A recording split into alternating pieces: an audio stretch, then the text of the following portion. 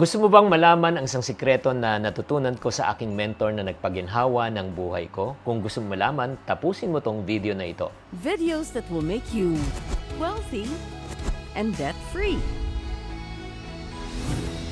Hi there, this is Shane Kitan, your pambansang wealth coach. Nako, sa episode natin na ito, I want to make it special. Itong revelation na binigay sa akin ng aking mentor na walang iba kundi si Francis Kong ay ika nga nagbago ng aking financial perspective at nagbago ng takbo ng aking financial life. At nais ko nang i-share ito sa inyo ngayong araw na ito. Kaya kumuha kayo ng papel at ballpen at isulat nyo to at sana naman kapulutan nyo ng aral. Basically, isang tanong lang naman ang tinanong niya sa akin nung panahon na yan.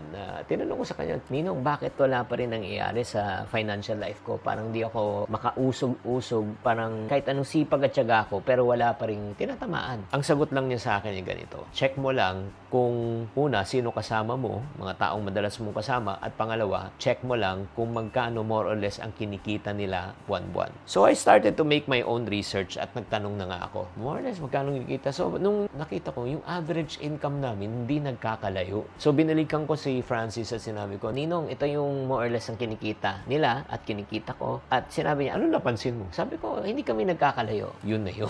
Anong ibig sabihin? Sabi ko, hindi ko magets yun. Sabi niya, ito lang naman, kung ang kasama mo parati ay yung pa rin yung mga taong kasama mo, yun yung average na income nyo, yan ang parati mo makukuha. Kung gusto mong kumita na mas higit pa, kailangan maghanap ka ng mga tao na mas malaki ang kinikita at iba ang ginagawa. Diba? Pag hindi mo pinago ang mga ika nga mapadalas mong kasama, alam nyo mangyayari, nako, walang mangyayari sa financial life mo. And truly enough, and that's what I did. Naghanap ako ng mga tao during that time, I was only making 20,000 a month. Naghanap ako ng mga taong kumikita ng 50,000 pesos a month. And then, nagpaturo ako, nagtanong ako, at natuto ko, at kumita na ako ng 50 a month. Noong tinama ako ng 50, naghanap ako ng tao kumikita na ng 100,000 or 6 digits a month. Natuto ko, kinita ko naman. Next naman, naghanap ako ng mga tao kumikita ng 200. From 200 to 500, from 500 to 1 million a month, and the rest is history.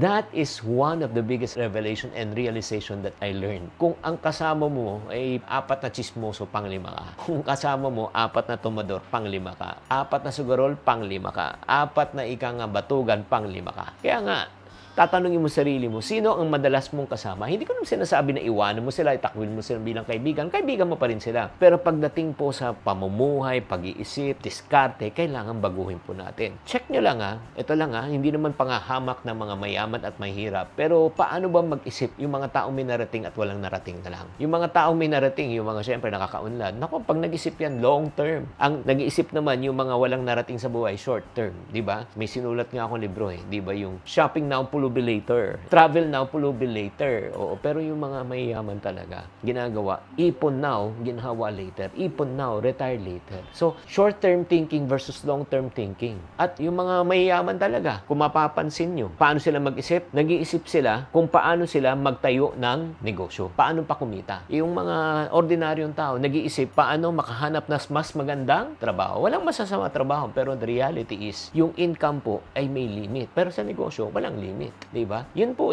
At isa pang napansin ko, yung mga taong mayayaman, successful, ang pananaw sa buhay, positibo. Yung mga walang nararating sa buhay, ano po ang pananaw sa buhay? Negatibo. Agree o disagree? So, that's number 1. Check nyo sila kung paano mag-isip yung mga kasama mo. Pangalawa, paano nag-uusap, diba, ang mga mayayaman sa mga yung mga wala pang naabot sa buhay. Pag nag-uusap yung mga mayaman, malawak. Nung minsan napunta nga ako sa isang bahay ng mayaman, sobrang yaman nung walang-wala pa ako. Ang pinag-uusapan nila, investment na mga properties na binibili nila. Binibili daw nila mga properties. Nung bata pa ako, mga 20 million, 30 million. Sabi ko, grabe naman, 20 million. Tapos nilalang nila yun. Ako nga, hindi ko pa kinikita yung 100,000 during that time. Parang sa kanila, baliwala yung malalaking pera. Pero para sa mga may hirap, pag nag-uusap sila, paano po yan? Limitado po ang pera, di ba? Yung parang, ang pinag-uusapan, hindi investment, hindi negosyo. Pinag-uusapan, paano kakain, anong babayaran, paano makakabayad sa utang. So, malaki talaga yung difference. At ito lang napansin ko rin pag nag-uusap itong mga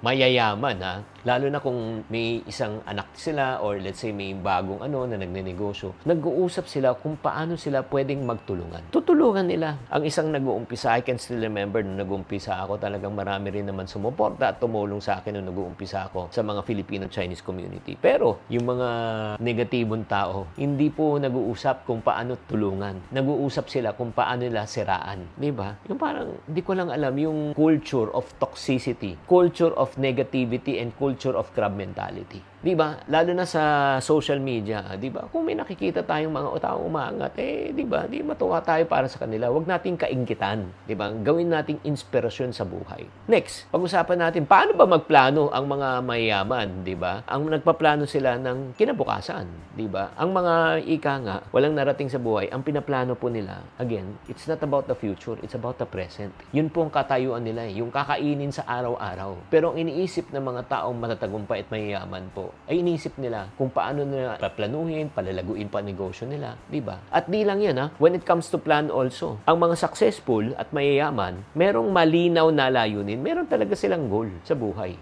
Alam nila kung ano mangyayari 5 years from now, 10 years from now, 20 years from now, alam nila kung magkaan magiging appreciation ng property, ng negosyo na, takbo, lahat, alam nila yun. However, yung mga taong medyo may hirap sa buhay, kung mapapansin nyo, di ba? Walang masyadong direksyon sa buhay. Yung parang isang kahig, isang tuka. Walang kahig, walang tuka. Isa pang napansin ko sa mga taong mga successful, nakatuon talaga sila, ika nga, mag-ipon, mag-budget, di ba? Ang ginagawa po talaga nila, lalo na may nakilala ako isang bilyonaryo. Nung kinento niya sa akin, di ko makalimutan yan. Sabi sa akin, Chinky, nung ako ay nagsisimula, ang priority ko muna, umipon bago gumastos. During that time, feeling ko, deprived ko yung sarili ko. Hindi ko nabibili yung gusto ko, hindi ko nakakain ang gusto ko during that time because yun nga, maliit ang income ko, ang priority ko, mag-ipon ako. At sabi ko, ba't ka nag-iipon? Sabi niya, nag-iipon ako para pagdating ng panahon, may puhunan ako para pang negosyo. And truly enough, nakaipon siya, nakapag-negosyo. Ngayon, bilyonaryo na. Pero yun nga, yung mga medyo